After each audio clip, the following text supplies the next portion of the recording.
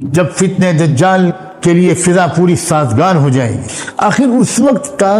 کوئی انسان اگر اس پورے ماحول اور سوسائٹی اس وقت کے کلچر، اس وقت کی تہذیب، اس وقت کی فضا کے تمام مضر اثرات سے اپنے کو بچانا چاہے گا تو وہ کیا کرے، کیسے بچائے اپنے آپ؟ یہی تو ہدایات ہیں جن کی وجہ سے کہا گیا کہ سورہ کہف کی تلاوت سے فتنہ دجال سے حفاظت ہو۔ اب گویا ہم اس ترکیب کی طرف آ رہے ہیں جو اللہ نے سورہ کہف میں بیان فرمائی ہے کہ تم اگر ان ہدایات پر عمل کرو گے تو فتنہ دجال سے محفوظ رہو گے۔ دجال کے فتنے سے محفوظ رہنا چاہتے ہو تو ان ہدایات پر عمل کرو۔ سب سے پہلی ہدایت، اب یہاں میں اپنے آپ سے بھی کہوں گا اور آپ سب سے بھی، ذرا بہت غور سے سنیں، یہ گویا ہلاکت سے بچانے والی بنیادی اہمیت کی دوا ہے جو اب بیان ہونے جا رہی ہے، ناگزیر ہے، ان اوائڈیبل ہے۔ آپ یہ کوئی فضائل کی بیان اب نہیں ہونے جا رہا۔ فرمایا وَاتْلُ مَا أُوحِيَ إِلَيْكَ مِن كِتَابِ رَبِّكَ، اس دور میں اپنی رہنمائی کے لیے صرف قرآن مجید کی طرف دیکھنا، اس رہنمائی کی طرف دیکھنا جو وحی کے ذریعے آئی ہے تم پر۔ اس میں ظاہر ہے کہ قرآن مجید بھی ہے اور اتنی ہی اہمیت کے ساتھ محمد الرسول اللہ کی رہنمائی جو ان کے زبان سے ملی، ارشادات سے ملی، ان کے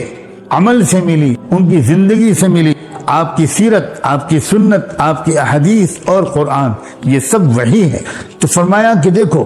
اس دور میں اگر تم نے اپنی عقل سے مسائل کا حل تلاش کرنا شروع کیا اور قرآن کے اور وحی کے رہنمائی لینے کے بجائے تم فلاں دانشور ہو، فلاں مفکر ہو، فلاں مصنف ہو، اور فلاں اور فلاں اور فلاں کے اقوال اور اعمال اس کی طرف گئے، ان سے رہنمائی یعنی، تو تمہیں تباہی سے کوئی نہیں بچا پائے۔ پوری یکسوئی کے ساتھ، میں پھر لفظ دوہرا رہا ہوں، یکسوئی کے ساتھ قرآن مجید سے رہنمائی تلاش کرنا کہ اس ماحول کے برے اثرات سے ہم کیسے بچیں۔ وحی کے ذریعے جو میں بتاؤں، محمد الرسول اللہ کے ذریعے جو کچھ بھی میں کہوں، اللہ تعالیٰ کی طرف سے میں عرض کر رہا ہوں، اللہ فرما رہے ہیں، تو اس پر توجہ کرنا، اس سے تم کو صحیح غذا ملے گی اور ایک ایسا امیونٹی تمہارے اندر پیدا ہوگی، ایک ایسی ریزسٹنس اور مدافعانہ قوت تمہارے اندر پیدا ہوگی کہ دنیا بھر کے خراب ماحول سے کے مضر اثرات سے تم اپنے آپ کو محفوظ رکھنے میں کامیاب ہو جائے۔ دوسری ہدایت فرمایا وَاصْبِرْ نَفْسَكَ مَعَ الَّذِينَ يَدْعُونَ رَبَّهُمْ بِالْغَدَاةِ وَالْعَشِيِّ، اور ایک بات یاد رکھنا، تم اکیلے قرآن مجید سے رہنمائی حاصل کرتے رہو، یہ کافی نہیں ہوگا، تمہیں ایسے ماحول میں اپنے آپ کو لگانا ہوگا، ایسے ماحول سے اپنے آپ کو مربوط کر دینا ہوگا، ہر طرف سے ہٹ کٹ کر ایسے ماحولوں کی اور ایسی چوکھٹوں پر جا کر پڑ جانا پڑے گا کہ جن لوگوں کا اصل پہچان ہی ہو کہ یہ تو اللہ اللہ کرنے والے لوگ ہیں، یہ صبح و شام رو رو کر دعائیں کرنے والے لوگ ہیں، دعائیں اور مناجاتیں کرنے والے لوگ ہیں، اللہ کے سامنے گل گلانے والے لوگ ہیں، ان کے دامن سے اپنے آپ کو باندھ لینا۔ وَاصْبِرْ نَفْسَكَ، ذرا غور کیجئے، اللہ تعالیٰ نے اپنے محبوب رسول محمد الرسول اللہ کو مخاطب کر کے یہ کہا ہے، محمد تم قرآن کے سوا کسی اور طرف دیکھنا مت، جو ہدایات ہم تم کو دے رہے ہیں وحی کے ذریعے اس کے سوا کسی اور چیز کی طرف مت دیکھنا، اور تم کو بھی ہم ہدایت دے رہے ہیں کہ تم اللہ کو یاد کرنے اور ان سے دن رات دعا مانگنے والے لوگوں کے ساتھ اپنے کو مربوط کر دینا۔ اللہ اکبر، میں تو نہیں سمجھ سکتا کہ اس حکم کی کو اتنے مضبوط انداز سے کہنے کا اس کے سوا کوئی اور اسلوب ہو سکتا تھا۔ اللہ تعالیٰ یہ فرما سکتے تھے کہ لوگوں، محمد رسول اللہ کے ساتھیوں اور اے امت رسول، اپنے آپ کو ایسے لوگوں کے ساتھ نفسی کر کے رکھنا، مگر اللہ تعالیٰ نے شاید اس حکم کی اہمیت اور مسئلے کی سنگینی کے پیش نظر ہمیں جھجوڑ دینے کے ارادے سے غالباً اللہ نے الٹا اللہ کے اپنے رسول سے کہا کہ تم ایسے بندوں کے ساتھ اپنے کو نفسی کر کے رکھنا،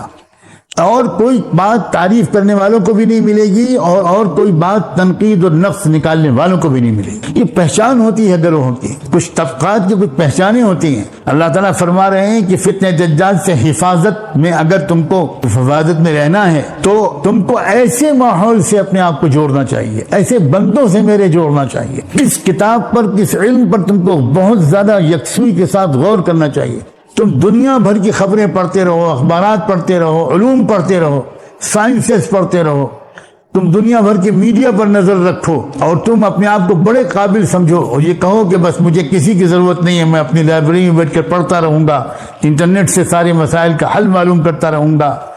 گوگل کے مفتی صاحب سے فتویٰ لیتا رہوں گا اور مجھے کہیں کسی اللہ والے کے پاس اپنی تربیت و اصلاح کے لیے نہیں جانا، مجھے کسی اچھے ماحول کو تلاش ہی نہیں کرنا، اگر تم اس مزاج کے مطابق چلے تو پھر فتنے دجال سے بچنے کا قرآن مجید کے اشارات کے مطابق کوئی امکان نہیں۔ ہائے ہائے ہائے۔ اور آگے اور سنو، میں تو حیران ہوا، آگے فرمایا اگر تم نے ان لوگوں کو چھوڑ کر اور حلقوں، ماحولوں اور طرف اور شخصیات کی طرف بڑی مرویت سے دیکھا تو اس کا صاف مطلب یہ ہوگا کہ تم اصل طالب ہو دنیا میں چمک دمک کے، کیونکہ یہ جو طبقہ ہے دعا والا، مناجات والا، اس کے مزاج میں سادگی ہے، اس کے ماحول میں سادگی ہے، اس کے رہن سہن میں سادگی ہے، اس کے کھانے پینے میں سادگی ہے۔ اب اگر تمہارا ذوق یہ نہیں ہے تو اس کا صاف مطلب یہ ترید زینت الحیات الدنیا، کہ تم اصل میں طالب ہدایت نہیں ہو، تم طالب آخرت بھی نہیں ہو، تم تو ترید زینت الحیات الدنیا، تم دنیاوی زندگی کے چمک دمک کی تلاش تمہارے اندر ہے۔ اور پھر میں آپ سے کہتا ہوں، کہتے ہوئے بھی زبان لڑکھڑاتی ہے، بظاہر مخاطب اس کے اللہ کے رسول ہیں، یعنی کیا فرما رہے ہیں اللہ تعالیٰ اپنے محبوب رسول سے کہ محمد اگر تم نے اور لوگوں کی طرف دیکھا، بڑے دانشوروں، لیڈروں، روشن خیال لوگوں اور بڑی ڈگریوں والوں، معاذ اللہ، تو اس کا صاف مطلب یہ ہوگا کہ تمہارے دل کے اندر بھی طلب جو ہے وہ دنیاوی زیب و زینت کی ہے۔ آپ سمجھدار لوگ ہیں، آپ جانتے ہیں اللہ تعالیٰ جس بات کو بہت ہی اہمیت کے ساتھ کہنا چاہتے ہیں اس میں کئی بار اللہ نے یہ طریقہ قرآن میں اختیار کیا ہے کہ اس کا مخاطب اولی، پہلا مخاطب بنا دیتے ہیں محمد الرسول اللہ، اور آگے اگلی ہدایت میں فرمایا اور حضوری کو مخاطب کرتے ہوئے خطاب جاری ہے کہ وَلَا تُطِعْ مَنْ أَغْفَلْنَا قَلْبَهُ عَنْ ذِكْرِنَا وَاتَّبَعَ هَوَاهُ وَكَانَ أَمْرُهُ فُرُطًا، اور جس شخص کے دل کو ہم نے اپنی یاد سے غافل کر رکھا ہے اس کا اپنا مطاع نہ بنانا، اس کے کہے پر مت چلنا، اس کا کہنا مت ماننا، اور جو شخص جس کا حال یہ ہے کہ وَاتَّبَعَ هَوَاهُ، وہ ہدایات اور احکام کی پابندی کرنے کے بجائے جو اس کی مرضی ہوتی ہے اس کے مطابق چلتا ہے۔ قرآن مجید نے دو اصطلاحات کہیے، تعبیرات کہیے، ایک دوسرے کے برعکس اکثر استعمال کی ہیں۔ ایک ہے اتبع ما یوحی الیک من ربک یا واتل ما اوحی الیک من ربک، اور ایک ہے ولا تتبع الہوی فیضلک عن سبیل اللہ، یعنی ایک راستہ ہے جو اللہ کے اور اللہ کے رسول کے ارشادات اور ان کے بتائے ہوئے راستے کی پر چلنا ہے، اور ایک راستہ ہے اپنی مرضی پر چلنا ہے، اپنا اجتہاد، اپنا خیالات، اپنی عقل، اپنی پسند۔ فرمایا ایسے شخص کو اپنا مقتدا اور مطاع ہرگز نہ بنانا جس کے دل کو ہم نے اپنی یاد سے غافل کر دیا۔ اللہ کسی کے دل کو اگر اپنی یاد سے غافل کرتا ہے تو وہ سزان کرتا ہے، ابتدا اللہ کی طرف سے نہیں ہوتی۔ من اعرض عن ذکری فإن له معیشۃ ضنکا ومن یعش عن ذکر الرحمن نقید له شیطانا فهو له قرین، جو انسان رحمان کے ذکر سے اپنے آپ کو بالکل بے تعلق کر لیتا ہے، اللہ تعالیٰ فرماتے ہیں ہم اس کے ساتھ ایک شیطان لگا دیتے ہیں جو اس کا ہمزاد بن جاتا ہے۔ تو انسان ایک مدت تک اللہ کے ذکر سے خود اعراض کرتا ہے، تب ایک وقت آتا ہے کہ اللہ تعالیٰ اس سے توفیق سلب کر لیتے ہیں۔ وَلَا تُطِعْ مَنْ أَغْفَلْنَا قَلْبَهُ عَنْ ذِكْرِنَا، مت کہنا ماننا اس شخص کا جس کے دل کو ہم نے اپنی یاد سے غافل کر دی۔ اور ایک بات اور ثابت ہو گئی کہ ذکر کا اصل تعلق دل سے ہے۔ من اغفلنا قلبه، قلب کی کیفیت کا نام ہے غفلت، اور قلب کی کیفیت کا نام ہے ذکر، اس کی بات نہ ماننا۔ وَكَانَ أَمْرُهُ فُرُطًا، اور ایسے شخص کی بات نہ ماننا کہ جس کے معاملے میں اعتدال نہیں ہے، بے اعتدالی ہے، حد سے گزرے ہوئے اس کے معاملات۔